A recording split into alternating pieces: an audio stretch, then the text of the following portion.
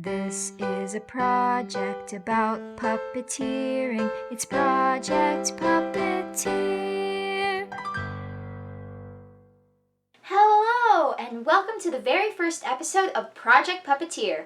My name is Alana, and if you didn't already guess, I like puppets. To start things off, I'd like to introduce you to a little friend of mine. His name is Buggy. Can you say hello? Hello. Whenever I introduce people to Buggy for the first time, they always ask me, did you really make him yourself? And the answer is yes, with a little help from my parents. Buggy is so far my first and only puppet, however, I'm currently working on a second one. And I thought you might be interested in seeing the process of creation. So here it is, how I made my first puppet.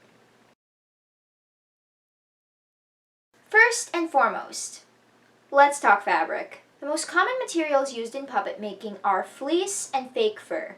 If you're a beginner, I definitely recommend going with the fake fur, and I'll explain why in a minute.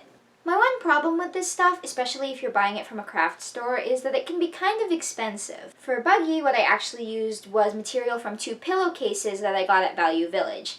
I think the total cost was about $4, so it ended up being really cheap. Realistically though, any kind of fabric will work. So if you have a material that you think would be good for making puppets with, I say go for it. Now for the body, I printed out a pattern from a website called Kreutinger.com. If you're interested, I will put a link in the description. It's completely free to download. He also has a YouTube channel where he discusses all things puppetry related. I highly recommend you check it out. Anyways, the body of the puppet is actually made up of 2 separate pieces of fabric that are stitched together. So what I did was trace the pattern out twice and then cut it out, so I was left with 2 pieces. Quick side note, if you're using fake fur and cutting it with scissors, don't do that because it's going to change the length of the fur at different spots. Instead, I would recommend using a razor or an X-Acto knife. After cutting the fabric out, I pinned the 2 pieces together and then hand stitched along these 2 sides, leaving an opening here for the mouth and here so I could put my arm inside. To stitch the body together, I would recommend using a whip stitch because A, it's really simple to do, and B, it's really great for hiding seams.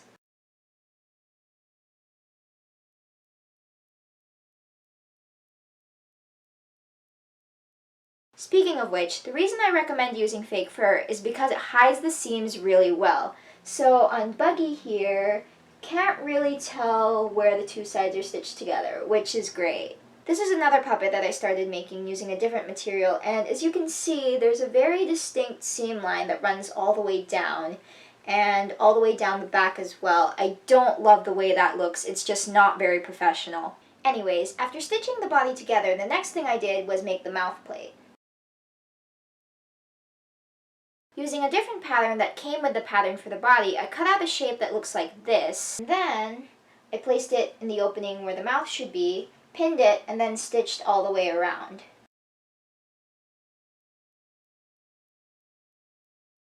When you're making a puppet, you also want to attach a harder material to the inside of the mouth, so it doesn't move like this. It also adds more structure to the head. What I did for Buggy was I actually cut out the side of an empty one of these popcorn containers. Really, any type of hard plastic will work. For example, in my house there's just a bunch of random Tupperware lids lying around without actual containers. So this would work really well. You could even use the lid of a coffee can, however this is a bit more flimsy. As you can see, I cut the plastic out in the exact same shape as the fabric mouth plate, and then what I did was cut it in half and glue one side to the top and one side to the bottom. To attach the plastic to the fabric, I used contact cement. You can find this at pretty much any hardware store. I actually got it at the dollar store. Quick side note, contact cement can give off fumes, so you want to be in an area with pretty good ventilation or have a window open when you're working with it. I used a cut piece of an old credit card to apply the contact cement to both the fabric and the plastic, and then let that dry for about an hour.